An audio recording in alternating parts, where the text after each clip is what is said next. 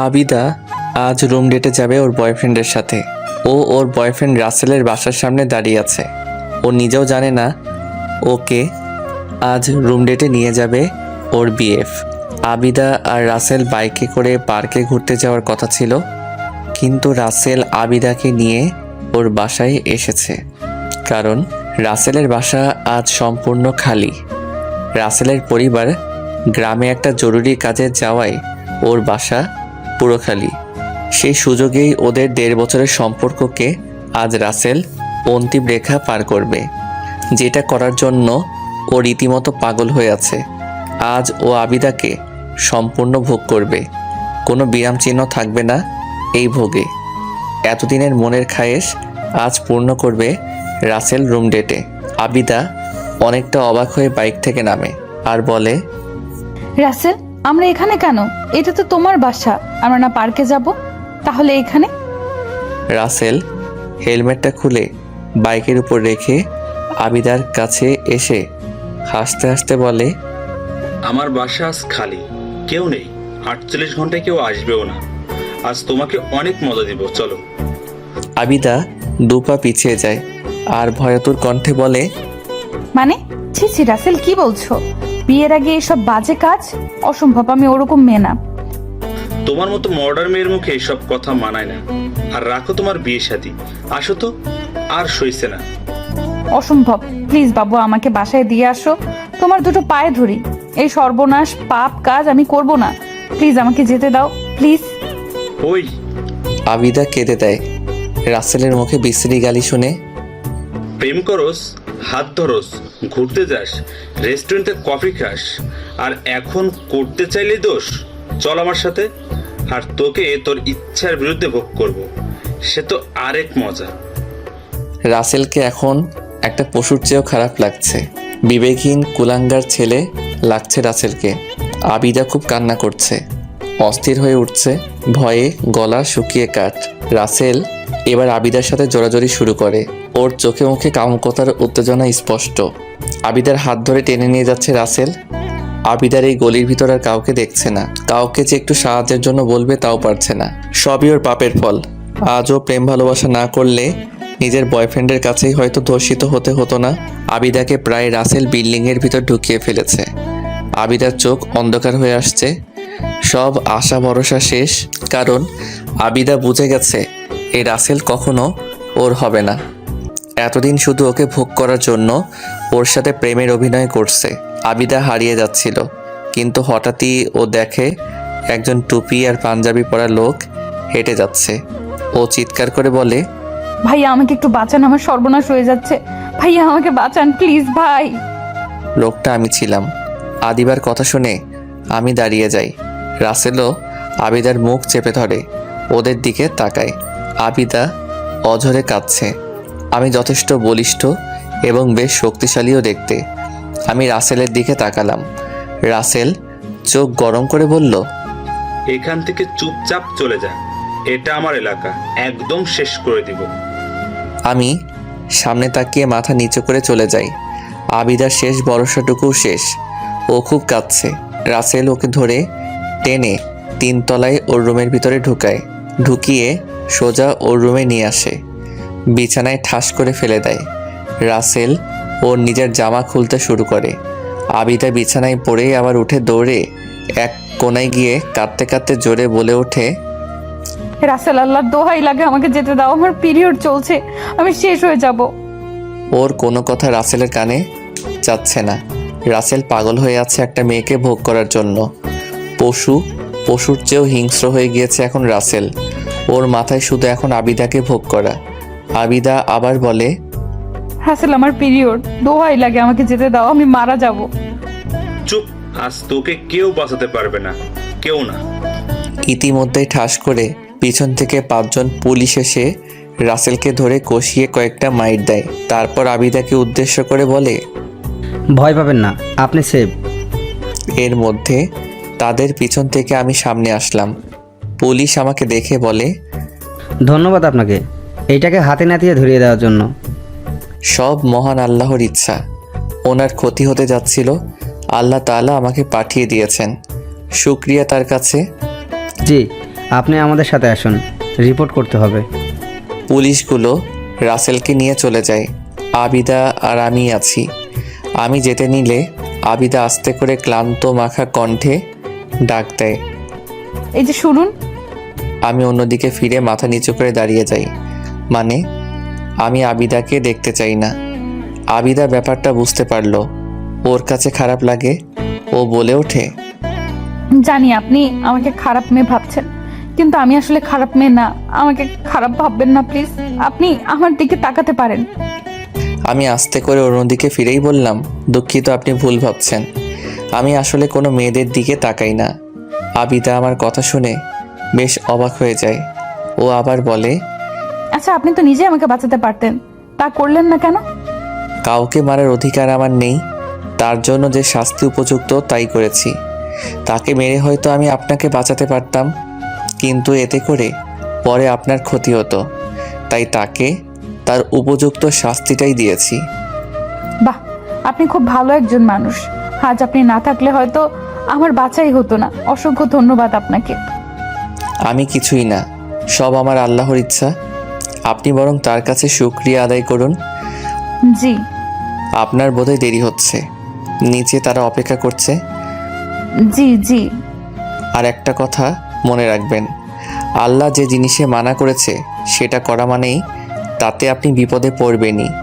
তাই এসব কাজ থেকে দূরে থাকবেন। চলুন, আমি আবার হাঁটা ধরে বাইরে চলে আসি, সাথে আবিদাও। ও শুধু মুগ্ধ হয়ে গিয়েছে আমার সাথে কথা বলে। একদিকে রাসেলকে দেখলে ছেলেদের উপর থেকে বিশ্বাস উঠে যায়, আর অন্যদিকে আমার মতো কাউকে দেখলে ছেলেদের প্রতি সম্মান আর শ্রদ্ধা হাজার গুণ বেড়ে যায়। আবিদা আর কিছু না বলে পুলিশের সাথে চলে যায়। তবে আমি একবারও ওর দিকে তাকাইনি, ভুল করেও না। আমি দাঁড়িয়ে থাকি, আবিদা চলে যায়। আবিদা আমার দিকে তাকিয়েছিল। সে মনে মনে ভাবছে, এরকম নুরানি চেহারা আমি আগে কখনো দেখিনি। ফর্সা মুখে, ঘন কালো দাড়ি, খুব শান্ত একটা মুখ। সন্ধ্যায় আমি বাসায় ফিরে আসি, কারো সাথে কোনো কথা বললাম না। মুড একদম খারাপ। রাতে না খেয়ে চুপচাপ শুয়ে পড়লাম, কিন্তু ঘুম তো আসলো না। খুব কান্না আসলো, নিজেকে আটকে রাখতে পারলাম না, কান্নায় ভেঙে পড়লাম। এরকম একটা পশুকে এত দিন ভালোবেসে এসেছে তা জানতামই না। কান্না করতে করতে আবার সেই লোকটার কথা মনে পড়লো। লোকটার কথা মনে পড়তেই কেন জানি নিজের উপর ঘৃণা কাজ করলো। আদিবা নিজেকে আয়নায় গিয়ে দেখে মডার্ন মেয়ে বলে যাকে, সেই রকমই ওকে লাগছে। চুলে কালার করা, নখে নেল পালিশ, চোখে লেন্স, টাইট জামা, আরও কত কি। এই মডার্ন হওয়াই আজ ওকে শেষ করে দিচ্ছিল। কিন্তু আমি আজ না আসলে হয়তো ওকে আর খুঁজেও পাওয়া যেত না। হয়তো কাল সকালে কোন নর্দমায় ওর লাশ পড়ে থাকতো। আদিবার নামাজ, রোজা কোনো কিছুর সাথে ওর সম্পর্ক নেই। বাবা মা তাদের চাকরি নিয়ে ব্যস্ত। অনার্স ফার্স্ট ইয়ারে পড়ুয়া আবিদা এতটা বছর মডার্ন হয়ে কাটিয়েছে। ইসলামিক নিয়মকানুন সম্পর্কে ওর কোনো ধারণাই নেই, কিন্তু কেন জানি এখনও শুধু ঘৃণাই হচ্ছে নিজের উপর। অবাধ মেলামেশা, ঘোরাঘুরি, আড্ডাবাজি এসব ওর জীবনের কাল হয়ে দাঁড়িয়েছে। ওর আর কিছুই ভালো লাগছে না, মরে যেতে ইচ্ছে করছে। রাসেলের মতো একটা ছেলেকেও কিভাবে ভালোবাসলো। আবিদা কাঁদতে কাঁদতে একসময় ঘুমিয়ে পড়ে, কিন্তু ওর মনের মধ্যে আমার সাথে আর একবার দেখা করার জন্য ইচ্ছা হয়। অনিশ্চিত ইচ্ছা নিয়ে আবিদা ঘুমিয়ে পড়ে। এরপর কয়েকদিন চলে যায়। আবিদা নিজেকে রুমের ভিতরে বন্দি করে ফেলে। ওর বাবা মা ব্যাপারটা বুঝতে পেরে ওকে প্রেশার দিয়ে সবটা জানে। ওর বাবা সিদ্ধান্ত নেয় ওকে খুব দ্রুত বিয়ে দিয়ে দিবে। তার এক বন্ধুর ছেলের সাথে আবিদার বিয়ে দিতে চাচ্ছে। আবিদা ওর বাবাকে বলে কিছুটা সময় নেয়, কারণ ও আমার সাথে একটু দেখা করতে চায়। আমার প্রতি কেন জানি ও আকর্ষিত হচ্ছে। ও মনে শান্তি পাচ্ছে না। আবিদা এতদিন বাসা থেকে বের হয়নি, আজ বের হয়েছে ভার্সিটি যাবে বলে। ও গেট থেকে বের হলেই পাশের বাসার গেট থেকে আমি বের হলাম। আবিদা পুরো অবাক। ও দৌড়ে আমার কাছে আসে আর বলে, আপনি এখানে? আমি গেট থেকে বের হলেই পাশের বাসার গেট থেকে সেই লোকটা বের হয়। আমি তাকে দেখে পুরো অবাক। আমি দৌড়ে সেই লোকটার কাছে যাই। খুব দামি কাপড়ের লম্বা সাদা পাঞ্জাবি আর পায়জামা পরা, মাথায় একটা সাদা টুপি, আর আতরের তীব্র ঘ্রাণ আসছে তার কাছ থেকে। আশ্চর্য হয়ে দ্রুত বললাম, আপনি এখানে? লোকটা থমকে গেল। আজও সে অন্যদিকে ফিরে তাকিয়ে আছে, আমার দিকে তাকায়নি। সে আস্তে করে বলল, দুঃখিত, আমি আপনাকে চিনতে পারিনি। পারবেনও বা কিভাবে? আমার দিকে একবার তাকালে না চিনবেন? আচ্ছা যাই হোক, আমি বলছি, আমি সেই মেয়েটা যাকে আপনি একটা খারাপ ছেলের হাত থেকে বাঁচিয়েছিলেন, পুলিশে দিয়েছিলেন, মনে পড়েছে? জি পড়েছে। আপনি এখন ভালো আছেন তো? জি আছি। আমি এখন খুব খুশি, জানেন? না, কেন? আসলে আপনাকেই খুঁজছিলাম, এভাবে দেখা হবে ভাবিনি। আপনি কি এই বাড়িতে থাকেন? আজ সকালে এসেছি। বাহ, এটা আমাদের বাড়ি। আপনার আর আমার বাসা একদম পাশাপাশি। ও আচ্ছা, ভালো থাকবেন। আমি আসি, একটু কাজ আছে। আরে দাঁড়ান দাঁড়ান, আপনার নামটাই তো জানা হলো না। আপনার নাম কি? জি, প্রান্ত আহমেদ। বাহ, খুব সুন্দর নাম। আমি আদিবা চৌধুরী। আচ্ছা, তাহলে আসি আমি। ভালো থাকবেন। আসসালামু আলাইকুম। ওয়ালাইকুম আসসালাম। প্রান্ত চলে যায়, রীতিমতো ভাগে আর কি। আমি ঠিক বুঝতে পারছি প্রান্ত আমার সাথে কথা বলতে কমফোর্ট বোধ করে না। আমি প্রান্তর চলে যাওয়ার দিকে তাকিয়ে আছি। নুরানি চেহারার এই লোকটাকে দেখলে কেন জানি সব ভুলে যাই। এরকম পরহেজগার লোকের সংস্পর্শে আমি কখনো আসিনি। আতরের তীব্র গ্রানটা এখনো নাকে লেগে আছে। এ যেন মন ভোলানো গ্রান। আমি এরপর ভার্সিটিতে চলে আসি। ভার্সিটিতে আমার বেস্ট ফ্রেন্ড মহিমা আমাকে দেখে দ্রুত আমার কাছে ছুটে আসে আর অস্থির হয়ে বলে, দোস্ত তুই কই ছিলি? ফেসবুক, ফোন সব অফ। আর শুনলাম রাসেল নাকি থানায়। তুই ভালো আছিস তো? ক্যান্টিনে চল, বসে সব বলছি। আচ্ছা চল চল। এরপর আবিদা আমাকে সব খুলে বলল।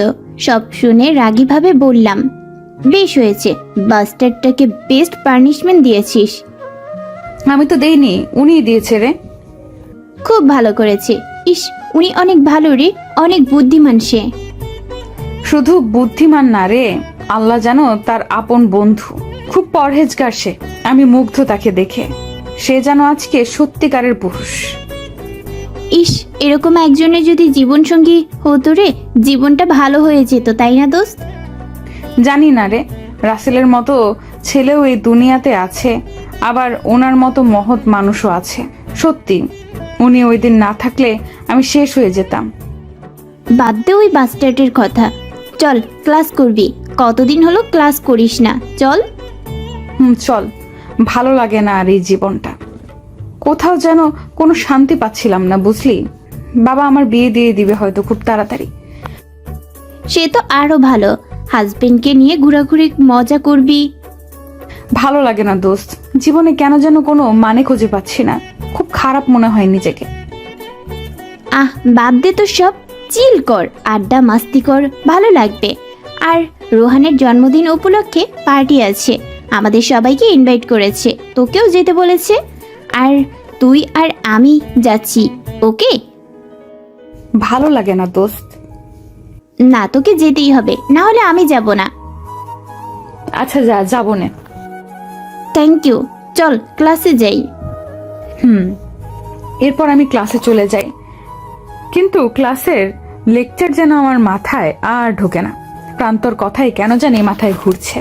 আমার ভেতর মহিমার একটা কথা কেমন জানি অবচেতন করে দিচ্ছে। মহিমা বলেছিল, প্রান্তর মতো কেউ যদি জীবনসঙ্গী হতো। কথাটা আমাকে খুব ভাবাচ্ছে। সত্যি প্রান্ত এই এমন একটা পুরুষ যাকে দেখলে যে কেউ মুগ্ধ হতে বাধ্য। কিন্তু পরক্ষণে অপরূপ মায়াবী মুখখানায় অন্ধকার নেমে আসলো।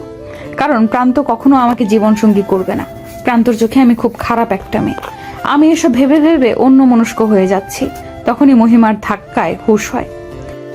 কিরে ওঠ, ক্লাস শেষ তো, এভাবে অন্যমনস্ক হয়ে আছিস কেন? না কিছু না, চল। এরপর আবিদা বাসায় চলে আসে। খেয়ে দিয়ে রেস্ট নিয়ে মহিমার জোড়াজুড়িতে রোহানের বার্থডে পার্টিতে যায়। পার্টি শেষে আবিদা আগেই বেরিয়ে আসে। ও গাড়িতে উঠতে যাবে, অমনি দেখলো আমাকে। আবিদা স্তব্ধ হয়ে দাঁড়িয়ে আছে। এই স্তব্ধতা মুগ্ধতার। আবিদা দেখে আমি একটা বয়স্ক লোককে ধরে রাস্তা পার করে দিচ্ছে। এরপর আবিদা আরও আশ্চর্য হলো, কারণ আমি লোকটার হাতে ভালোই টাকা দিয়েছিলাম। লোকটা নিতে চাইনি, তাও দিলাম। বৃদ্ধ লোকটা আমার মাথায় হাত বুলিয়ে দিয়ে খুব খুশি হয়ে আস্তে আস্তে হেঁটে চলে গেল। আবিদার বুঝতে বাকি নেই বৃদ্ধ লোকটা অসহায় গরিব একজন মানুষ। আবিদার চোখে আমার জন্য সম্মান, শ্রদ্ধা আর অনেক ভালো লাগা বেড়ে গেল। আবিদা আড়ালে সরে দাঁড়ায়। আমি একটা রিক্সা নিয়ে চলে যাই। আবিদাও একটা হাসি দিয়ে গাড়িতে করে চলে আসে। বাসায় আসার পুরোটা সময় আবিদা শুধু আমার কথাই ভাবছিল। ভাবতে ভাবতে অতল বিষণ্ণতায় হারিয়ে যাচ্ছিল। আবিদার মন চাই ওই সময় যদি আমার মতো বা ঠিক আমি যদি ওর হাতটা ধরতাম সারা জীবনের জন্য। আবিদা শুধু ভাবছে আর ভাবছে। এইভাবে সেদিন বাসায় পৌঁছে ও রাতটাও আমার কথা ভেবেই কেটে যায়। পরদিন খুব ভোরে হঠাৎই আবিদার ঘুমটা ভেঙে যায়। চোখ মেলে তাকিয়ে দেখে অন্ধকার, তবে দিনের আলো বের হবে হবে বলে আবিদার যে ঘুম ভাঙলো ও তার উৎস খুঁজতে লাগলো। অসম্ভব সুন্দর মনোমুগ্ধকর সুরেলা কণ্ঠে কেউ কুরআন তিলাওয়াত করছে। তার সুরের জোরে আবিদার ঘুম ভাঙলো। আবিদা এই মধুর তিলাওয়াত করছে খুঁজে দেখে ওর পাশের বাসার ঠিক ওর জানালার সামনে আমি রুমে বসে কোরআন শরীফ তিলাওয়াত করছি। আবিদা পর্দা সরিয়ে জানালা একটু ফাঁকা করে আমাকে কোরআন পড়তে দেখছে আর শুনছে। আমার প্রতি টানে যেন আবিদার বুক ফাটিয়ে দিচ্ছে। আবিদার চোখ দিয়ে কেন জানি টপ টপ করে অশ্রু ঝরছে। আবিদা কাঁদছে আর কোরআন তিলাওয়াত শুনছে। এত মধুর তিলাওয়াত যে আবিদার মন প্রাণ সব শান্ত হয়ে গিয়েছে। এভাবে প্রায় 5-6 দিন চলে যায়। আবিদা খুব ভোরে উঠে জানালার পাশে বসে আমার কোরআন তিলাওয়াত শোনে। ও যেন এই মধুর সুরের মায়ায় পড়ে গিয়েছে। আমার এই মধুর তিলাওয়াত না শুনলে আবিদার ভালো লাগে না, সব কিছু কেমন জানি লাগে। এইভাবে আবিদার দিন যাচ্ছিল আর ও আমার প্রতি ক্রমশ দুর্বল হচ্ছিল। ভালো লাগা ভালোবাসায় আর অনেক সম্মানে পরিণত হচ্ছিল। কিন্তু হঠাৎ একদিন আদিবা, অনেক দিন হয়েছে আর না, কাল আমার বন্ধুর ছেলে তোকে দেখতে আসবে, তুই রেডি হয়ে থাকিস। আমি মুহূর্তেই আকাশ থেকে পড়লাম। তাহলে প্রান্ত? আমি তো প্রান্তকে ছাড়া থাকতে পারবো না, অসম্ভব। আমি বাবার কাছে গিয়ে অসহায়ভাবে বললাম, বাবা, আমি তোমাকে অনেক সম্মান করি এবং ভালোবাসি, কিন্তু আমি তোমার বন্ধুর ছেলেকে বিয়ে করতে পারবো না। কি? কেন? কারণ আমি একজনকে ভালোবেসে ফেলেছি। এবার আমি কোনো খারাপ ছেলেকে ভালোবাসিনি বাবা, আমি তাকে ছাড়া বাঁচবো না। আমার তাকে চাই চাই সারা জীবনের জন্য। আদিবা, আমার মান সম্মান সব তোর উপর। তুই কি বলছিস? আমি আমার বন্ধুকে কথা দিয়েছি, আর তুই এর মধ্যে কাকে ভালোবেসেছিস? আহা, শান্ত হও আদিবার বাবা। বাবা, তুমি যদি তাকে একবার দেখো তুমি চোখ সরাতে পারবে না। মাসে এত পরহেজগার, আল্লাহর খুব কাছের। আমি তার সাথে আমার জীবনটা জড়াতে চাই, তার আলোতে আমার অন্ধকার জীবনকে আলোকিত করতে চাই। আমাকে একটা সুযোগ দাও, একবার তার সাথে আমার কথা বলো। আমি তাকে ছাড়া অন্য কাউকে বিয়ে করতে পারবো না, কখনো না। এটা কি তোর শেষ কথা আদিবা? হ্যাঁ। তাহলে জোর করে হলেও আমি আমার বন্ধুর ছেলের সাথে তোকে বিয়ে দিব। তাহলে আমিও আমার জীবন দিয়ে দিব, হয় উনি না হয় কেউ না। আদিবা, আহা, তোমরা শান্ত হও। কি বলছিস আদিবা এসব? আচ্ছা যা, তোর পছন্দের ছেলের সাথে তোর বিয়ে হবে। আদিবার মা, দেখো, মেয়ে যেখানে খুশি থাকবে সেখানে ওর বিয়ে দিতে হবে। ওর মতের বাইরে বিয়ে দিলে ও কখনো শান্তি পাবে না। আমার কোনো মূল্যই নেই তোমাদের কাছে? বাবা আছে, কোটি কোটি বার আছে। বাবা প্লিজ একবার দেখা করো। আচ্ছা বল, কে? আমাদের পাশের বিল্ডিং এ, মানে হাবিব আঙ্কেলের বাড়িতে একজন হুজুর টাইপ ছেলেকে দেখেছো? সবসময় পাঞ্জাবি টুপি পরে থাকে। হ্যাঁ, সে তো বেশ এলেমদার, খুব ভালো একটা ছেলে। সেদিন আমাকে সালাম দিয়েছে। ওর চেহারায় নুরানি একটা ভাব আছে। খুব শান্তি পেয়েছি ওর সাথে একটু কথা বলে। তাহলে এই এলেমদার ছেলেকে তুই পছন্দ করিস? হ্যাঁ বাবা। তাহলে আর চিন্তা করিস না, ওর সাথে তোর বিয়ে হবে। আজ রাতে আমি আর তোর মা ওর বাসায় যাব, দেখি ওর বাবা মা কি বলে। আশা করি না করবে না। Thank you, thank you, thank you so much বাবা। রাতে হয়েছে, যা। তোমরা বাবা মেয়েরা পারো বটে। আমি অধীর আগ্রহে বসে আছি সোফাতে। সে 8টায় গিয়েছে বাবা মা, এখন 10টা বাজে, কিন্তু এখনো আসেনি তারা। আমি অস্থির হয়ে আছি, কেমন এক আশ্চর্য উত্তেজনা কাজ করছে। আমি ওদিক ওদিক হাঁটাহাঁটি করছি। হঠাৎই কলিং বেল বেজে উঠলো। আমি দৌড়ে দরজা খুললাম। আমি দেখলাম বাবা মার মুখে কোনো হাসি নেই, একদম ফ্যাকাশে হয়ে আছে। আমার হৃদস্পন্দন ক্রমশ বেড়েই চলেছে অজানা এক ভয়। বাবা মা সোফায় এসে দুম করে বসে পড়লো। আমি দরজা দিয়ে দ্রুত তাদের সামনে এসে কিছু বলবো তার আগেই ওর বাবা বলে ওঠে, দেখ মা, তুই প্রান্তকে ভুলে যা। কাল আমার বন্ধুর ছেলের সাথে তোর বিয়ে ফাইনাল করে আসবো। আমি স্তব্ধ হয়ে যাই, কি বলবো বুঝতে পারছি না। তাও নিজেকে সামলে বললাম, কেন, কি হয়েছে? সে না করে দিয়েছে? না করার আর কিছুই নেই, তুই নিজেই প্রান্তকে বিয়ে করতে চাইবি না। মানে কি বলছো বাবা? আমি কিছু বুঝতে পারছি না। মা আদিবা, তুই কি প্রান্তর সবকিছু জানতি? কি জানবো মা, বলো। চুপ করে আছো কেন? বলো বাবা, তুমি বলো প্লিজ, চুপ করে থেকো না, বলো। প্রান্তর 5 বছরের একটা মেয়ে আছে। কি? আমি ঠাস করে সোফার উপর বসে পড়লাম। আমার নিজের কানকে বিশ্বাস হচ্ছে না। আমি ঠিক শুনলাম? প্রান্তর একটা মেয়ে আছে, তাও 5 বছরের? মা উঠে এসে আমার পাশে বসলো। মা আমার কথায় আস্তে করে মাথায় হাত বুলিয়ে দেয়। আমি কাঁদছি নিঃশব্দে। মা বলল, প্রান্ত আজ থেকে 6 বছর আগে বিয়ে করে। ওর স্ত্রী বাবুকে জন্ম দেওয়ার সময় খুব অসুস্থ হয়ে পড়ে। এতটা অসুস্থ হয়ে পড়ে যে আল্লাহ তাকে নিয়েই যায়, কিন্তু একটা মেয়েকে প্রান্তর কোলে দিয়ে যায়। মায়ের মুখে এ কথা শুনে আমি ভীষণ আশ্চর্য হয়ে মায়ের দিকে তাকাই আর বললাম, ওনার স্ত্রী বেঁচে নেই? মেয়েটার কোনো মা নেই? না রে মা, কি সুন্দর মেয়েটা, অসম্ভব সুন্দর। আমি সোফায় হেলান দিয়ে চোখ অফ করে বসে আছি। বাবা বলে উঠল, তাহলে আমি আমার বন্ধুকে জানিয়ে দেই কালকে ওদের বিয়ে হচ্ছে। না বাবা, কি মানে? আমি ওনাকেই বিয়ে করব, শুধু ওনার মেয়ের মা হব আমি। কি হয়েছে, ওনার বিয়ে হয়েছে আগে, আরেকবার করতে সমস্যা নেই। আমি ওনাকেই বিয়ে করব, আমার ওনাকেই চাই। তুই কি বলছিস জানিস? ভেবেচিন্তে বলছিস? প্রান্ত তোকে কখনো মেনে নিবে না। তোর কি মনে হয় প্রান্তকে আমরা সে কথা বলিনি? প্রান্তকে বলেছি আমি যে বাবা, এত সুন্দর মেয়েটা তোমার মা ছাড়া এত বছর ছিল, আমার মেয়েটাকে ওর মা করে দাও। মায়ের আদুরি মেয়েটা খুব ভালো থাকবে। কিন্তু প্রান্ত স্পষ্টভাবে বলে দিয়েছে ও কখনো আর কাউকে বিয়ে করতে পারবে না। ওর স্ত্রীকে প্রচন্ড ভালোবাসে, দ্বিতীয় কাউকে ভালোবাসার প্রশ্নই ওঠে না। আমি স্তব্ধ হয়ে আছি, কি বলবো আর। অনেকক্ষণ চুপচাপ বসে থেকে বলে উঠলাম, বাবা আমি চেষ্টা করব, আমি চেষ্টা করতে চাই। ওনার মতো একজন মানুষের স্ত্রী হওয়া ভাগ্যের ব্যাপার।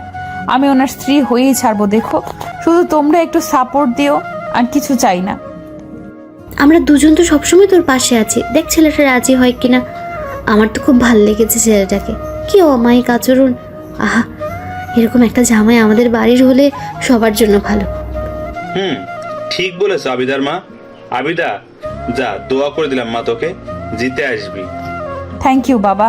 পরদিন প্রান্তর বাসায়। প্রান্তর মা দরজা খুলে তাকিয়ে দেখে আমি, কিন্তু সে আমাকে চিনতে পারেনি। তাই তিনি বললেন, কে তুমি মা, কি দরকার? আন্টি আমি আবিদা। গতকাল আমার বাবা মা এসেছিল, ভেতরে আসতে পারি? ওমা তাই? হ্যাঁ আসো আসো। আদিবা ভেতরে আসে। আমি আদিবাকে নিয়ে সোফায় বসালাম। বসে আদিবাকে ধরে ভালো করে দেখে বললাম, ইস তুমি তো অনেক সুন্দরী, একদম একটা পরীর মতো, আমার নাতনির মতো তুমি, মাশাআল্লাহ। কি যে বলেন না আন্টি, আঙ্কেল বাসায় নেই?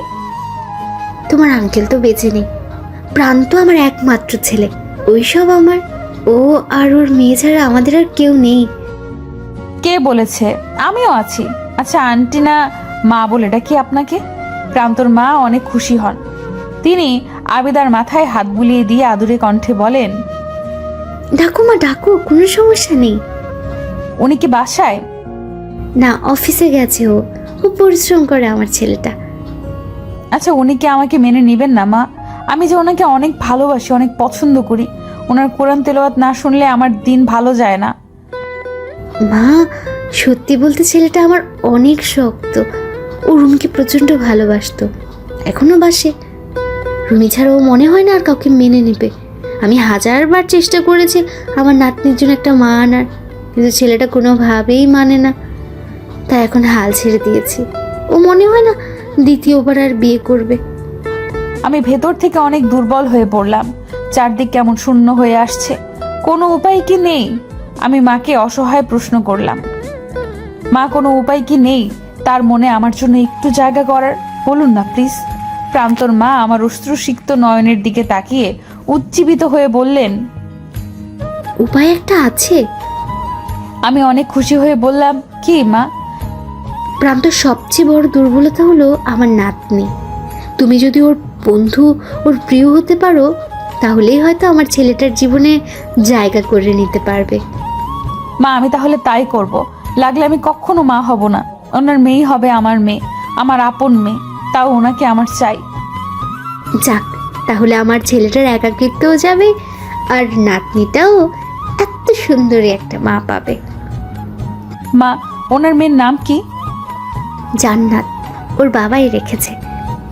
ও কই? জান্নাতের সাথে একটু দেখা করি। ও তো এখন ঘুমোচ্ছে, আসো ওকে দেখবে, একদম পরীর মতো আমার জান্নাত মামুনিটা। প্রান্তর মা আমাকে নিয়ে জান্নাতের রুমে যায়। গিয়ে তিনি বলেন, ওই যে ঘুমিয়ে আছে আমাদের জান্নাত। আবিদা আস্তে আস্তে করে জান্নাতের কাছে যায়। আবিদা জান্নাতকে দেখে স্তব্ধ। এই স্তব্ধতা মুগ্ধতার। জান্নাত অসম্ভব সুন্দর একটা মেয়ে। আবিদা ওর জীবনে এরকম অসম্ভব সুন্দর বাচ্চা মেয়ে কখনো দেখেনি। ঘন কালো চুল, বড় বড় পাপড়ি, দুধের মতো গায়ের রং, এ যেন সত্যি জান্নাত। আবিদা অপলক দৃষ্টিতে জান্নাতের দিকে তাকিয়ে আছে। ওর চোখের অজান্তেই পানি এসে গেছে। প্রচণ্ড মায়া হচ্ছে জান্নাতকে দেখে। এইটুকু মেয়ে মা ছাড়া 5টা বছর পার করেছে। আবিদা কাঁদতে কাঁদতে বলে, মামুনি তোমার আম্মু চলে এসেছে। আজ থেকে আমরা মা আর মেয়ে মিলে অনেক মজা করব। আমাদের কেউ আলাদা করতে পারবে না, কেউ না। আল্লাহ আমাকে শুধু তোমার জন্য পাঠিয়েছেন। জান্নাতের পরি তুমি, আমার জান্নাত। আসলে এই দুধের শিশুটার একটা মায়ের দরকার ছিল রে আদিবা মা, তোকে ওর মা হতেই হবে। মা আমি হব। ও জান্নাতের টুকরা একটা। দেখেন কি অপরূপ সুন্দরীও। আমার খুব কান্না পাচ্ছে ওকে দেখে। আমি ওকে ছেড়ে কোথাও যাব না, কোথাও না। হ্যাঁ মা, যাস না। আর এমনিতেও ছোট মেয়েদের মন জয় করার কোনো ব্যাপার না, আদর দিলেই হয়। জান্নাত তো অনেক মিশুক, একদম মায়ের মতো। অল্পতেই জান্নাত আমাকে আপন করে নিল। আমিও অনেক আদর করলাম জান্নাতকে। এরপর সকাল পেরিয়ে দুপুর, দুপুর পেরিয়ে বিকেল, আর বিকেল পেরিয়ে সন্ধ্যা হয়ে আসে। প্রান্তর আসার সময় হয়েছে। কলিং বেল বাজতেই প্রান্তর মা দরজা খুলে দেয়। প্রান্তর মাকে সালাম দিয়ে সোজা ওয়াশরুম থেকে ফ্রেশ হয়ে এসে মায়ের কাছে থেকে তোয়ালে নিয়ে হাত মুখ মুছে ও ব্যাকুল হয়ে আছে জান্নাতকে দেখার জন্য। জান্নাত কেমন আছে মা? ও তোমার সাথে নেই কেন? ঘুমাচ্ছে? না খোকা, ওর মায়ের সাথে খেলা করছে, যা দেখে আয়। মাকে পেয়ে কত খুশি জান্নাত। প্রান্ত আকাশ থেকে পড়ার মতো অবস্থা। দ্রুত জান্নাতের রুমের কাছে যেতেই জান্নাতের মিষ্টি মধুর খিলখিল হাসির শব্দ প্রান্ত শুনতে পায়। প্রান্ত দ্রুত রুমে ঢুকে দেখে আমাকে। প্রান্ত বাকরুদ্ধ। ও দেখছে জান্নাতের চোখে মুখে উজ্জ্বলতায় ভরা। মেয়েটা যেন সত্যি মাকে খুঁজে পেয়েছে। আমি প্রান্তকে দেখে বললাম, কি এসেছেন? কেমন আছেন? প্রান্ত যথারীতি অন্যদিকে ফিরে তাকায় আর বলে, আপনি এখানে? আমি এখানে থাকবো না তো কে থাকবে? আমি তো জান্নাতের মা, জান্নাত আমার মেয়ে, আমার পরি মেয়ে। এসব কি বলছেন? জান্নাত শুধু আমার আর রুমির মেয়ে, আপনার কেন হতে যাবে? বলে জান্নাতকে কোলে তুলে নেয় প্রান্ত। জান্নাত বাবার কোলে উঠে বলে, আব্বু, আমি আম্মুটাতে যাব। আমার আম্মু আছে, আম্মু অনেক ভালো। আম্মুটাতে খেলবো, নিচে নামাও। প্রান্ত অবাক। মেয়েকে নিচে নামিয়ে দেয়। মেয়ে সুন্দর গিয়ে আমাকে জড়িয়ে ধরে। আমিও জান্নাতকে জড়িয়ে ধরি আর প্রান্তর দিকে তাকিয়ে হাসি আর বলি, এই দুধের শিশুটার মায়ের প্রয়োজন, মায়ের ভালোবাসা, আদর, স্নেহের প্রয়োজন। ওকে এ থেকে আলাদা করবেন না। আর কান খুলে শুনে রাখুন, ও আমারও মেয়ে আজ থেকে। আমি আপনাকে ছাড়া আর কাউকে বিয়ে করব না, আর জান্নাতকেও আমি কখনো ছাড়বো না। এখন আপনি ভাবুন, জান্নাতকে কষ্ট দিবেন নাকি আমাকে বিয়ে করবেন? আমি কি করব? কি বলবে কিছুই বুঝতে পারছি না। বলে উঠলাম, জান্নাত মা এদিকে আসো। উনি তোমার আম্মু না। আব্বুর কাছে আসো মা, আব্বুকে আদর দাও। না, এটা আমার আম্মু, আম্মুর সাথে খেলবো, তুমি দাও তো। প্রান্ত বিশ্বাস করতে পারছে না, কিন্তু ও এও বুঝতে পারছে যে সারাদিন একা থাকা মেয়েটা আদিবাকে পেয়ে অনেক খুশি। আদিবা জান্নাতের সাথে খেলা করছে, মজা করছে। জান্নাত খিলখিল করে হাসছে। প্রান্ত নিরাশ হয়ে বাইরের ড্রয়িং রুমে এসে সোফায় বসলো। আমি এক গ্লাস পানিও ওর হাতে দিয়ে ওর সামনে এসে বসে বললাম, আবিদা সত্যি জান্নাতের মায়ের যোগ্য বাবা। জান্নাতকে মাহারা করিস না। মেয়েটা মাকে পেয়ে অনেক খুশি, মন থেকে শোনে। দেখ কি সুন্দর খিলখিল করে হাসছে। জান্নাতকে কখনো এত হাসি খুশি দেখিনি। তুই আর জেদ করিস না বাবা, মেয়েটাকে একটু মায়ের আদর ভালোবাসা দেয়, না হলে মেয়েটা বড় হয়ে অন্যরকম হয়ে যাবে। এবার প্রান্ত বলল, মা, বিষয়টা আমার। আমি রুমিকে ভালোবাসি। ওকে ছাড়া আমি কিভাবে অন্য একটা মেয়েকে মেনে নিব? তাকে কিভাবে ভালোবাসবো? সংসারটা সুখের হবে বলো? আবিদা কি শুধু জান্নাতকে নিয়ে খুশি হবে যদি স্বামীর ভালোবাসা না পায়? আমি তো পারবো না রুমি ছাড়া অন্য কাউকে মেনে নিতে। পারবো না মা। দেখ বাবা, আমি শুধু একটা কথা বলবো, রুমি কখনো চাইবে না জান্নাত মা ছাড়া বড় হোক। বাকিটা তুই বুঝিস ভালো। আমি খাবার দিচ্ছি, আই খাবে। জান্নাত খাবে না? আবিদা খাইয়েছে। মেয়েটা আজ খাওয়া নিয়ে একটু কান্নাকাটি করেনি, পেট ভরে খেয়েছে ওর মায়ের হাতে। দাদির হাতে খেয়ে মেয়েটা এতদিন শান্তি পায়নি, আজ শান্তি মতো খেয়েছে। তুইও আয়, মায়ের হাতে খাবার খাবি। এরপর আমি খেয়ে একটু বিশ্রাম নেই, তারপর এশার নামাজ পড়তে চলে যাই। আসার সময় সিঁড়িতে আবিদার সাথে দেখা হয়। আমি অন্যদিকে তাকিয়ে আছি। আবিদা জোর গলায় বলল, জান্নাত আমারও মেয়ে, ওকে আমি কখনো আমার থেকে আলাদা করব না, আর কাউকে করতেও দিব না। আসি। প্রান্ত অবাক হয়ে আমার কথা শুনে। ও ভেবেই পাচ্ছে না এসব কি হচ্ছে, কিন্তু ওর বিরক্তি লাগছে খুব। প্রান্ত জান্নাত আর রুমির মাঝে আর কাউকে আনতে চায় না। রুমি সব সময় ওর মনের ভেতরে থাকে। রুমি ছাড়াও কাউকে মেনে নিতে পারবে না। কিন্তু জান্নাতের কথা ভাবলে প্রান্ত দুর্বল হয়ে যায়, ওর চিন্তা শক্তি লোপ পায়। এভাবে আরো 6 দিন চলে যায়। জান্নাত এখন আমাকে আম্মুই বলে ডাকে। সারাদিন আম্মু আর আম্মু। প্রান্তর চেয়ে পরে জান্নাত এখন তার আম্মুকেই বেশি ভালোবাসে। প্রান্ত কেন জানি মানতে পারছে না। ও খুব বিরক্ত হয়ে উঠেছে, আর পারছেই না। তাই এই যে শোনেন, আপনার সাথে আমার কিছু কথা আছে। আবিদা জান্নাতকে ঘুম পাড়িয়ে দিয়ে চলে যাচ্ছিল, অমনি আমি ওকে ডাক দিলাম। আবিদা তো বেজায় খুশি। ও ভাবছে আমি বোধহয় এবার ওকে মেনে নিব। আবিদা খুশি হয়ে বলে, জি জি বলুন। আপনি কাল থেকে আর আমার বাসায় আসবেন না দয়া করে। জান্নাতের মা শুধু রুমি, আর কেউ না। আপনি রুমির জায়গা কখনো নিতে পারবেন না। আপনাকে আমি আর আমার বাসায় দেখতে চাই না। আর কখনো আসবেন না। আর যদি আসেন আমি এই বাসা ছেড়ে দিব।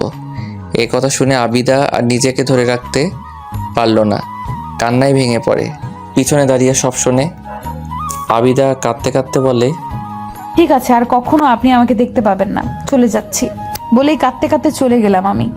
আমি চলে আসার পর আর প্রান্তর বাসায় যাইনি। নিজেকে একদম রুমে বন্দি করে রেখেছি। চাপা কষ্টে সারাক্ষণ কান্না করি, খাওয়া দাওয়া সব বন্ধ। বাবা মা জোর করেও পারেনি। আমি জান্নাত আর প্রান্তকে এছাড়া থাকতে পারছি না। দম বন্ধ হয়ে আসছে আমার, কিন্তু কিছুই করতে পারছি না। অন্যদিকে প্রান্ত পড়েছে মহাবিপদে, কোনোভাবেই এই বিপদ থেকে বের হতে পারছে না। জান্নাত সারাক্ষণ আম্মু আম্মু করছে, কান্না করতে করতে অবস্থা খারাপ। কোনোভাবেই জান্নাতকে কন্ট্রোল করতে পারছে না। এমন অবস্থা হয়েছে যে প্রান্ত আর অফিসে যেতে পারেনি। ও আর ওর মা কোনোভাবেই জান্নাতকে খাবার খাওয়াতে পারছে না। সে শুধু কাঁদছে আর আম্মুকে খুঁজছে। প্রান্ত খুব অস্থির হয়ে যায়। জান্নাত কাঁদতে কাঁদতে একসময় ঘুমিয়ে পড়ে। এখন প্রায় সন্ধ্যা, কোনোভাবেই জান্নাতকে একটু খাবার খাওয়াতে পারেনি। মেয়েটা কাঁদতে কাঁদতে চোখ ফুলিয়ে ফেলেছে। প্রান্তর খুব কষ্ট হচ্ছে জান্নাতের এই অবস্থা দেখে। ও মেয়েকে এভাবে না দেখতে পেরে ড্রয়িং রুমের সোফায় গিয়ে মাথায় হাত দিয়ে বসে। অনেক সূরা কালাম পরে ফু দিয়েছে, তাও মেয়ে শান্ত হয়নি। তার আমাকে চাই, তার আমার কোল চাই, তার আমার স্পর্শ চাই, তার আমার আদর চাই। হঠাৎই প্রান্ত লাফিয়ে উঠে মায়ের জোরালো ডাক শুনে মায়ের দিকে তাকিয়ে দেখে তার চোখে মুখে ভয়ের ছাপ। প্রান্ত অস্থির হয়ে বলে, কি হয়েছে মা? কি হয়েছে বলো তাড়াতাড়ি। জান্নাতের গায়ে জ্বর এসেছে। প্রান্ত এক লাফে উঠে দাঁড়িয়ে দৌড়ে জান্নাতের কাছে গিয়ে গায়ে কপালে হাত দিয়ে দেখে গা গরম। প্রান্তর মা পিছ থেকে বলে ওঠে, প্রান্তকে খাওয়ানো এখন অনেক বেশি প্রয়োজন। ও না খেলে অনেক অসুস্থ হয়ে পড়বে। কিছু কর বাবা। কি করব আমি? জান্নাত যা চাচ্ছে সেটা কিভাবে আমি আনবো? মা, আমার খুব কষ্ট হচ্ছে। তোর মেয়ের সুস্থতার চেয়ে কি তোর জেদ বড় প্রান্ত? জান্নাতের মায়ের প্রয়োজন। আমি সবসময় থাকবো না বাবা। ও একদিন বড় হবে। ও একটা মেয়ে, তুই ওর বাবা, পুরুষ মানুষ। তোকে ওর সব কথা বলতে পারবে বলতো? তখন ও একা হয়ে যাবে। মেয়েটার ভবিষ্যতের কথা ভেবে আদিবাকে মেনে নে। এত সুন্দরী ভালো মেয়ে যে জান্নাতকে নিজের চেয়েও বেশি ভালোবাসে। আবিদা কি বলেছে জানিস? বলেছে লাগলেও কখনো মা হবে না, তাও তোদের দুজনকেও চায়। যা বাবা, ওকে তাড়াতাড়ি নিয়ে আয়, যা।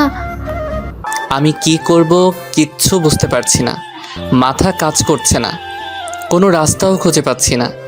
আমি আবার জান্নাতের গায়ে কপালে হাই দিয়ে দেখি জ্বরটা বাড়ছে। আর পারছি না, আমি উঠেই অস্থির হয়ে সোজা আবিদার বাসায় চলে যাই। আবিদার বাসায় গিয়ে কলিং বেল দিতেই আবিদার মা দরজা খোলে। তিনি আমাকে দেখে ভীষণ অবাক। আমি তাকে চিন্তিত গলায় সালাম দেই। ওয়ালাইকুম আসসালাম। কি হয়েছে বাবা, তোমার এই অবস্থা কেন? কে আসছে আবিদার মা? আরে প্রান্ত, তুমি? কি হয়েছে বাবা তোমার? সব ঠিক আছে? তোমাকে এরকম লাগছে কেন? কি হয়েছে? আঙ্কেল, জান্নাত, ওনাকে ছাড়া সে কোনোভাবেই খাবে না। গায়ে জ্বর এসে গেছে, দয়া করে একটু তাকে ডেকে দিন। কি বলো কি বাবা? আদিবাও সারাদিন না খেয়ে রুমে বন্দি হয়ে বসে আছে। দাঁড়াও, আমি এখনই ডেকে নিয়ে আসছি। কিছুক্ষণ পরে আবিদা রুম থেকে দৌড়ে আসে বাইরে গেটের কাছে। আবিদার অবস্থা খুব খারাপ। আমি এক পলক শুধু ওকে দেখলাম। আবিদা এসে বলল, কি হয়েছে? কি হলো বলুন।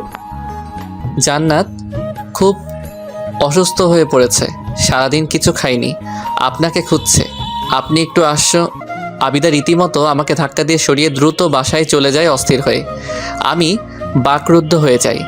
আমি দ্রুত বাসার দিকে ফিরলাম। এসে দেখি জান্নাত ঘুম থেকে উঠে গেছে। আবিদা আর জান্নাত দুজনেই কান্না করছে একে অপরকে জড়িয়ে ধরে। থাক, পরিটা আমার কান্না করে না।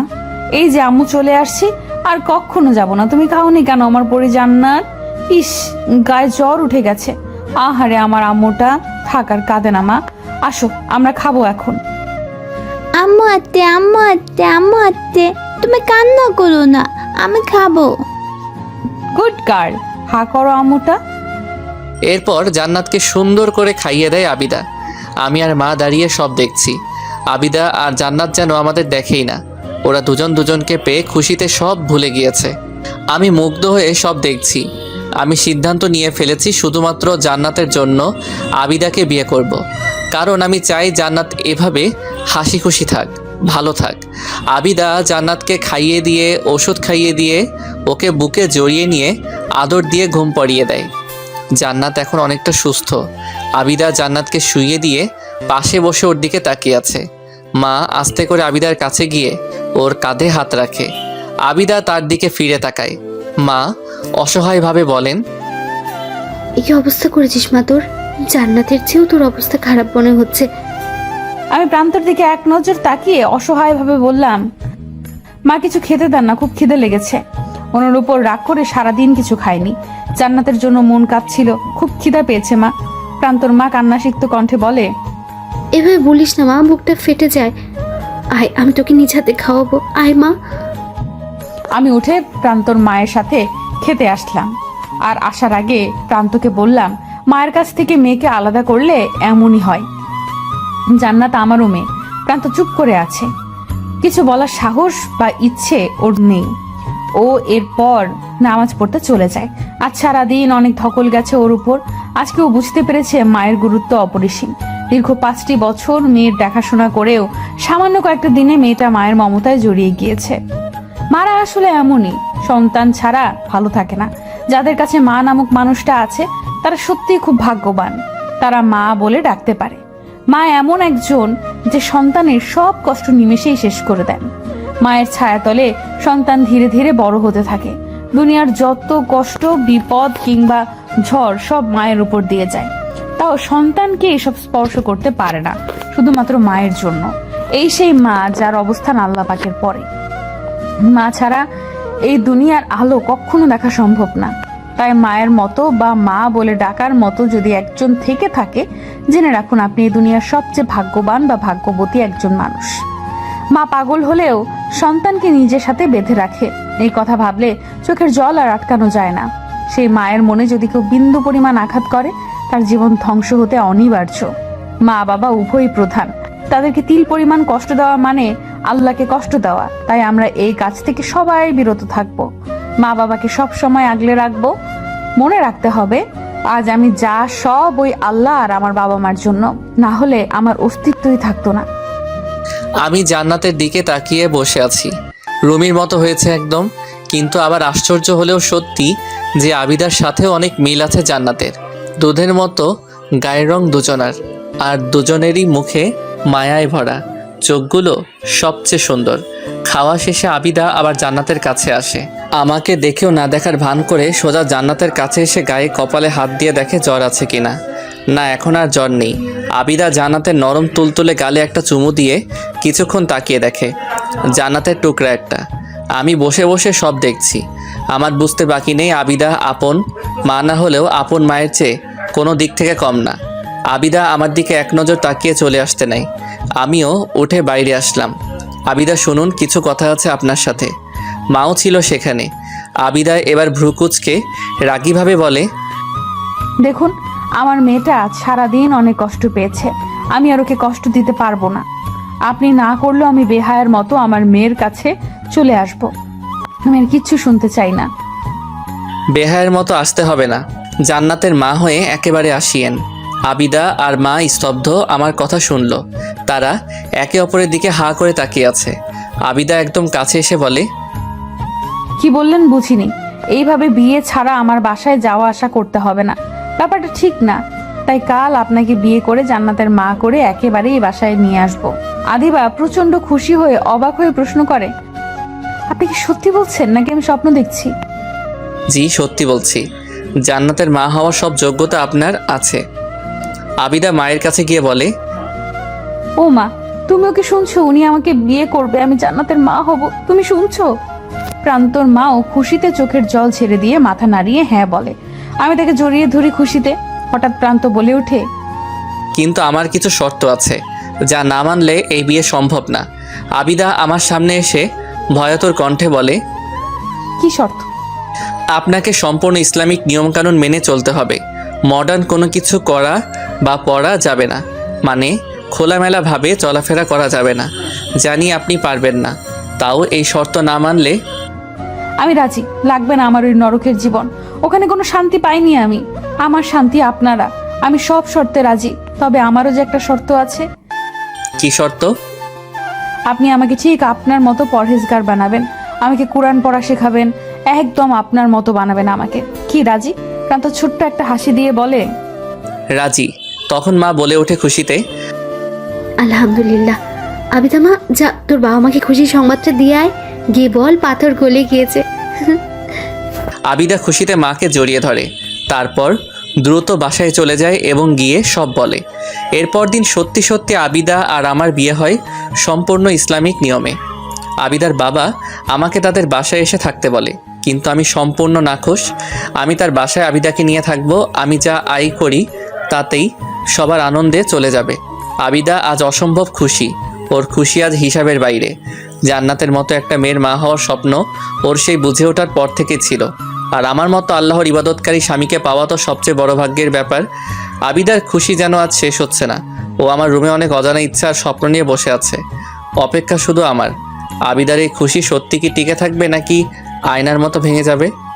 এখন অপেক্ষা শুধু আমার। আমার মাথায় হাজারো চিন্তা লাঠি মেয়ের মতো ঘুরপাক খাচ্ছে।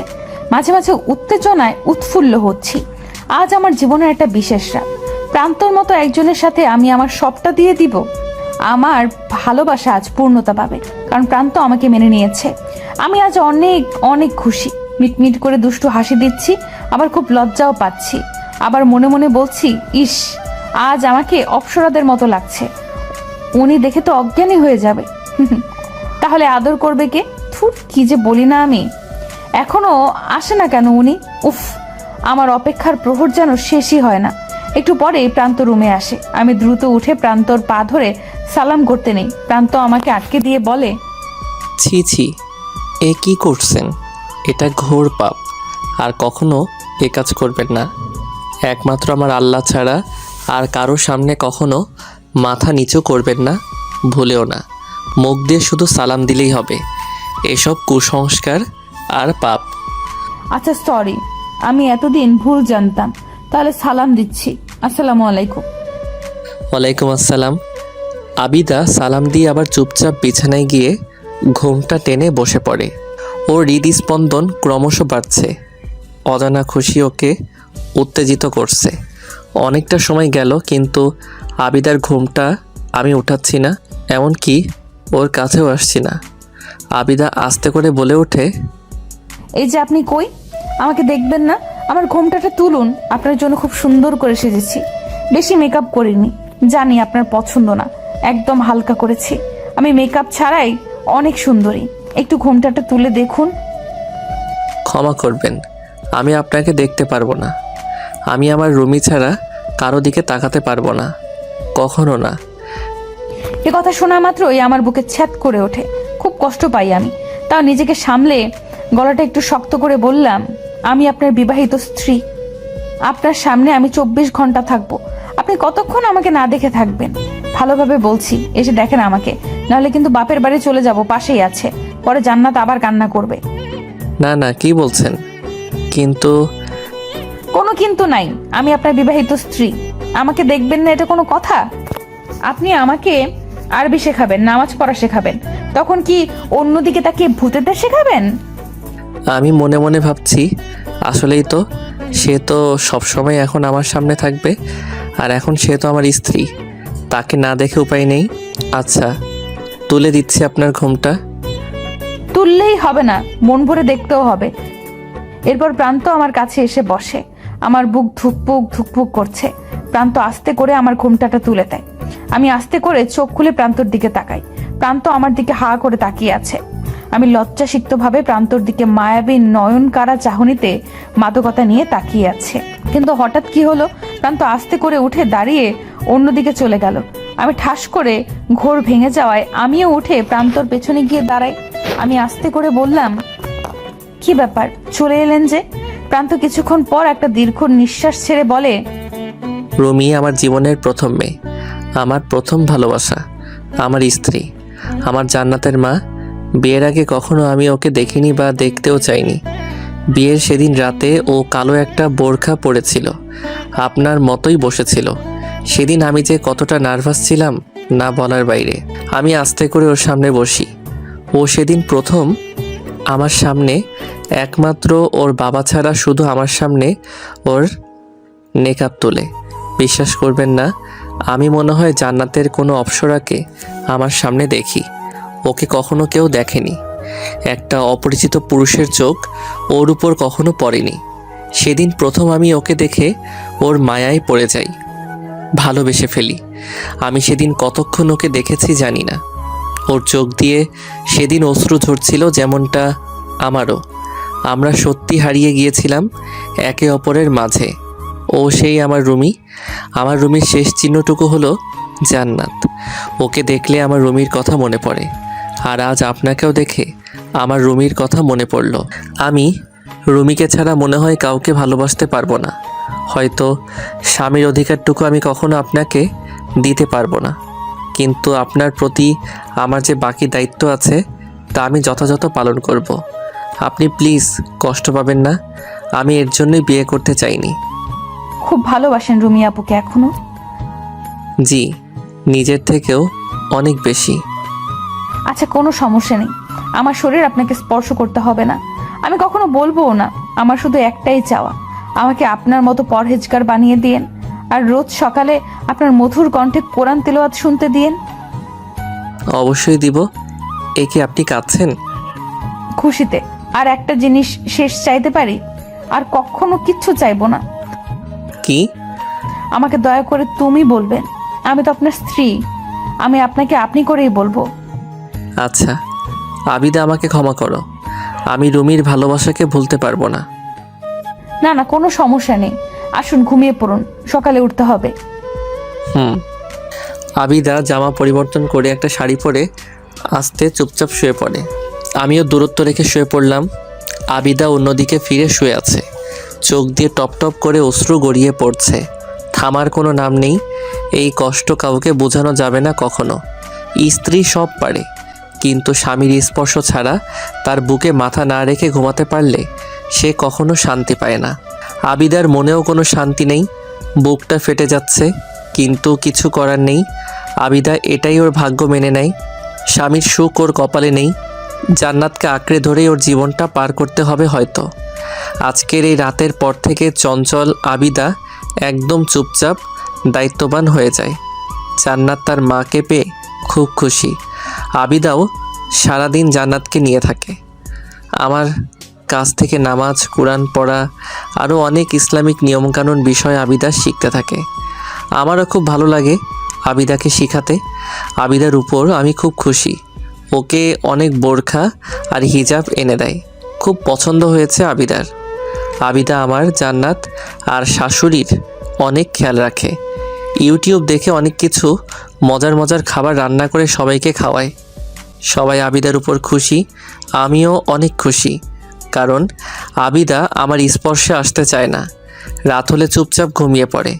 তারপর গভীর রাতে তাহাজ্জুদের নামাজ পড়তে আমাকে ডাক দেয়। আমার বেশ ভালোই লাগে, কিন্তু কেন জানি আমার মনে হয় আবিদার মনে শান্তি নেই। ও খুব কষ্টে আছে, কিন্তু তা কাউকে দেখতে দিচ্ছে না। আমার সব সময় এমন একটা ফিল হতো। আমি বুঝতে পারছি যে আবিদার কি হয়েছে, আমি সব বুঝি, কিন্তু কেন জানি আবিদাকে কাছে টানতে পারছি না। এভাবে একটি বছর পার হয়ে যায়। আবিদা এখন সম্পূর্ণ পরহেজগার একটা মেয়েতে পরিণত হয়েছে। জান্নাতকে পাশে নিয়ে নামাজ পড়ে, কোরআন পড়ে, ইসলামিক অনেক কিছু শিখে। 2 মা মেয়ে। জান্নাত খুব খুশি আবিদার মতো মাকে পেয়ে। মায়ের আদর, ভালোবাসা, স্নেহ আর সোহাগ পেয়েও খুব খুশি। আম্মু ছাড়া সে কিছুই বোঝে না, কিন্তু এসবের মধ্যে একজন ভালো নেই। সে তার মনকে একটু সময়ের জন্য শান্ত করতে পারছে না। সে আর কেউ নয়, আমি। কারণ আবিদা এখন আর কোনো কাজ ছাড়া আমার সামনেও আসে না। সারাদিন জান্নাতকে নিয়ে থাকে। রাতে জান্নাতকে বুকে জড়িয়ে ধরে ঘুমায়। আমি এটা কোনোভাবেই মানতে পারছি না। আবিদা আমার সাথে হেসে খেলে কথা বলে না, অনেকটা চুপচাপ হয়ে গিয়েছে। আমার স্পষ্ট মনে আছে আবিদা এই গত 1 বছরে অনেকবার আমার কাছে আসতে চেয়েছে। খুব পাগলামিও করেছে একটু, আবার সাথে সাথে ক্ষমা চেয়েছে আবিদা। কিন্তু আমি কাছে টেনে নেইনি ওকে। সে থেকে আবিদা আর আমার কাছে তেমন যায় না, আমাকে নিয়ে কিছু বলেও না। আমার কেন জানি ভালো লাগছে না।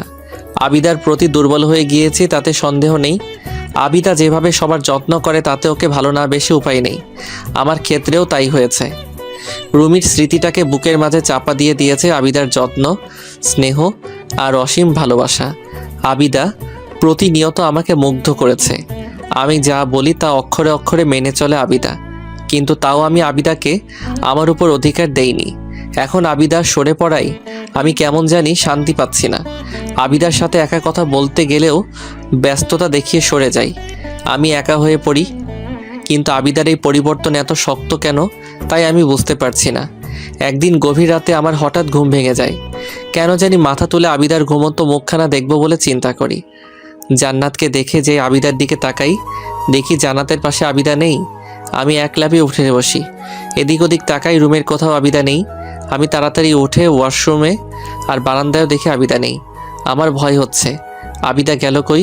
কিন্তু হঠাৎই ও রুম থেকে বের হয়ে পাশেই নামাজের রুমে উকি মেরে দেখলাম আবিদা জায়নামাজে বসে খুব কাঁদছে।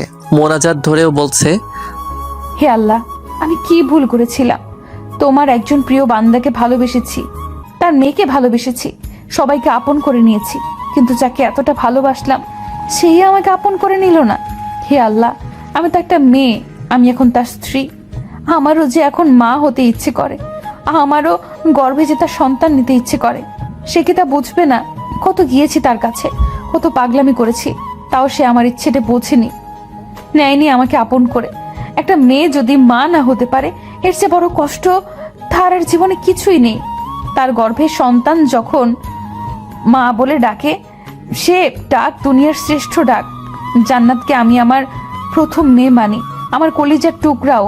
আমি কখনো ওকে অন্যজনের মেয়ে মনে করিনি, সব সময় আমার মেয়ে ভাবি ওকে। ছোটকাল থেকেই ওর মতো একটা পরীর মতো মেয়ের স্বপ্ন ছিল আমার, যা তুমি আমাকে দিয়েছো। তাই অনেকটা সময় আমি মা হওয়ার কোনো ইচ্ছে মনে আসতে দেইনি, কিন্তু এখন যে আমারও মা হতে ইচ্ছে করছে, মা হওয়ার সেই স্বাদটা গ্রহণ করতে ইচ্ছে করছে, আমার নিজের সন্তান আর জান্নাতকে নিয়ে বাকি জীবনটা পার করতে ইচ্ছে করছে তোমার পথে। কিন্তু আমি কি মা হতে পারবো না আল্লাহ? তাকে ভয়েও এই ইচ্ছার কথা বলতে পারছি না। সে যদি ভাবে জান্নাতের মূল্য আমার কাছে কমে যাবে, কিন্তু সে তো জানে না জান্নাতকে আমি আমার প্রথম সন্তান ভাবি আর সারা জীবনই ভাববো। ওকে কখনো বলবো না যে আমি ওর আপন মা না, কিন্তু সে হয়তো তা বুঝবে না। তাই হয়তো সে চায় না আমিও মা হই, আমার সন্তানকে নিজের হাতে বড় করি, তাকে তোমার পথে চলার জন্য মানুষের মতো মানুষ করি। খুব ইচ্ছা হয় আল্লাহ, কিন্তু কিছুই আমার ভাগ্যে নেই। না স্বামীর ভালোবাসা, না নিজের একটা সন্তান, কিছুই আমার ভাগ্যে নেই। তাই জান্নাতকে বুকের সাথে আঁকড়ে ধরে ছাড়খাড় হওয়া আমার বুকটাকে শান্ত করি। কিন্তু এ শান্ত যেন ক্ষণিকের জন্য আল্লাহ। মা হতে ইচ্ছে করে শুধু। শুনেছি তোমার পরেই মায়ের সম্মান সবচেয়ে বেশি। হে আল্লাহ, আমি মা হতে চাই। আমি আমার স্বামীর একটু ভালোবাসা চাই। দাও না আল্লাহ আমাকে, তুমি তো পরম দয়াশীল, আমাকে একটু দয়া করো। আমার চোখ দিয়ে অঝরে অশ্রু ঝরছে। আমি আবিদাকে বুঝতে পারিনি আবিদা কী চেয়েছে। এতদিন তা আমি বুঝতে পারিনি, বোঝার চেষ্টাও করিনি। মা হওয়া যে প্রতিটা মেয়ের সবচেয়ে বড় স্বপ্ন, তা ভুলেই গিয়েছি। আমি বুঝতে পেরেছি আল্লাহ আমাকে ইচ্ছা করে এখানে এনেছে, যাতে আমি আবিদার মনে লুকিয়ে থাকা সত্য কথাগুলো সব শুনতে পারি।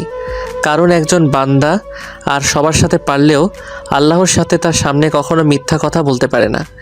আমি আর এক মুহূর্ত সময় নষ্ট না করে নামাজের রুমে ঢুকে আবিদাকে শক্ত করে কাঁদতে কাঁদতে বুকের সাথে জড়িয়ে ধরলাম। আবিদা ভয় পেয়ে যায় আর অনেক আশ্চর্য হয়। জীবনে আজ প্রথম আমি আবিদাকে স্পর্শ করেছি। আবিদাও খুশিতে আমাকে জড়িয়ে ধরে। আমি কাঁদতে কাঁদতে বললাম, আবিদা, আমার ভুল হয়েছে। আমি বুঝতে পারিনি তোমাকে।